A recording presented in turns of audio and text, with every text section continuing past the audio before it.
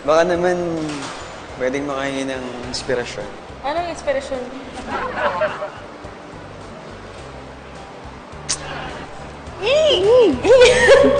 Ikaw nga nasasanay ka na, buta lang walang ibang tao. Wala. Ay! Oh, Connie, andiyan ka pala! kanina ka pa? Okay lang. Ha? Hindi, sabi ko kung kanina ka pa. Hindi, wala. Uy, okay ka lang? Actually... Hello! I'm here! Ano nga yung sasabihin mo?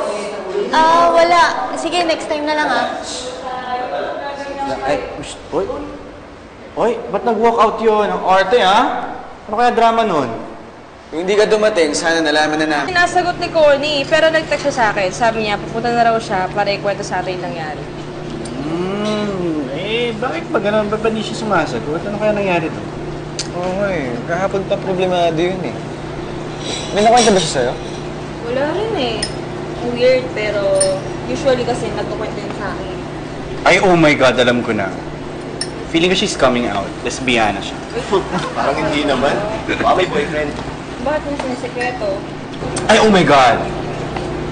Nabuntis. Grabe, kanina tomboy, ngayon nabuntis. Bakit di na lang natin siya yung tanong di ba? So, okay. Naman. Sige, kung ano iisip mo. Galing mo dun. Tanin mo dun. Hey guys! Ba't nandito kayo lahat? Ayun na! Bakit? Nagpa-reserve ka ba for a private function? Bakit kami dito? Naku, wag mo na pansinin yan. Di ba may kukwento ka sa amin? Nag-text si Daddy. Umuwi na raw ako. Next time na lang, guys, ha. Ina na ako. Bye-bye. Sige. Bigla may text? Naku. Meron hindi sinasabi si ate girl? Ikaw kasi kung di mo tinaraya, di sana alam na natin. Uy! Connie! Mag-start na yung klase. Sige, una na kayo. Sunod na lang ako. Talaga? Ay, sorry nga pala kahapon na hindi ko naman alam na may problema ka. Problema? Oo. Wala yun. Ikukwento ko lang sana sa inyo na magbabakasyon kami ng family ko. Talaga? Saan? Sa malayo. Basta malayo. Sa malayo? As in Batanes, Babuyan Islands, gano'n? Hindi. Malayo sa South Africa. Manonood kami ng Aurora Borealis. Layo nga. Gano'n kayo katagal doon?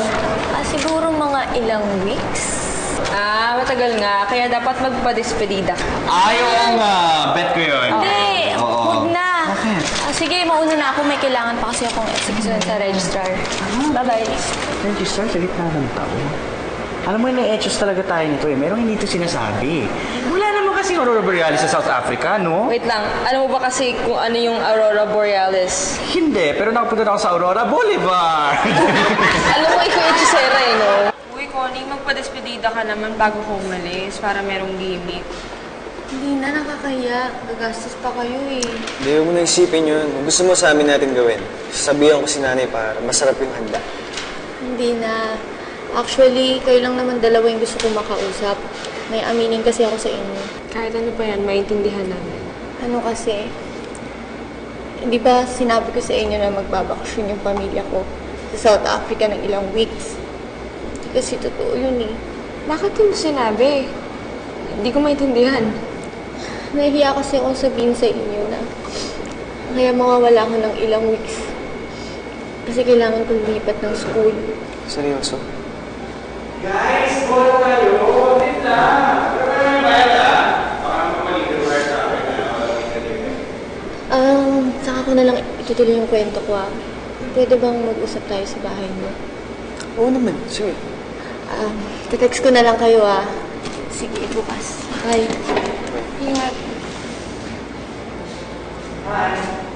Oh! Ano yung usapan nyo? Saan nga magkikita? Anong gimmick? Ha? Ano mangyayari sa atin? Ha? Tara? Ikaw talaga, no? Ang bilis ko talaga pag-gimmick eh, no? Ba, syempre. Pero hindi nga, saan nga? Hindi, wala. Pinag-uusapan lang namin yung despedida niyo. Ni? Connie? Hindi nga. Alam niyo to si Connie, mas marami pang gimmick yan kaysa sa akin. Thank you po. Chito, takin nga. Sige. Sige po.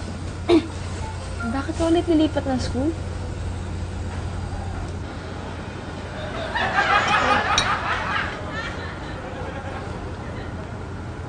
Tingi daw ng kiss si Chito. Ano po? Hindi, ako na lang papaliwanag. Halika na, doon na tayo sa loob. Halika na, halika na. Halika na. Bakit kailangan mo lumipat ng school? Kasi hindi na kaya ni Daddy yung tuition sa St. Louis. Kaya naghahanap ako ng mas murang college. Bakit ano nangyari?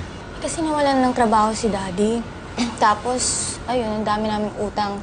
Napa-hospital pa kasi si Mami. Tapos, hindi pa namin nababayaran hanggang ngayon.